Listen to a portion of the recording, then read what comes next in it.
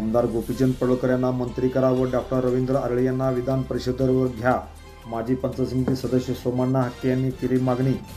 जत तालुक्याचे आमदार गोपीचंद पडळकर यांना मंत्री करा व डॉक्टर रवींद्र आरळे यांना विधान परिषदेवर घ्या अशी मागणी माडगाळ तालुका जत जिल्हा सांगली येथील माजी पंचायत समिती सदस्य सोमण्णा हक्के यांनी केली आहे.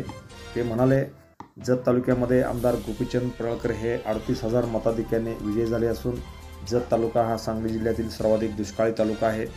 या तालुक्यामध्ये अनेक समस्या आहेत. त्या समस्या सोडवण्यासाठी आमदार गोपीचंद पडळकर यांना मंत्री करा व भाजपचे ज्येष्ठ नेते डॉक्टर रवींद्र आरळे यांना विधान परिषदेवर घ्या अशी मागणी माजी पंचायत समिती सदस्य सोमण्णा हक्के यांनी केली आहे.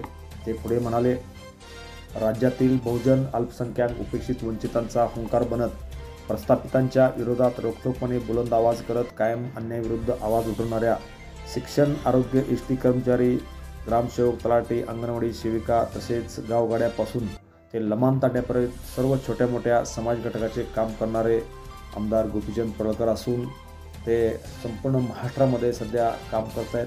त्याचा निश्चितपणे जत तालुक्याच्या दुष्काळी पट्ट्याला फायदा होणार आहे.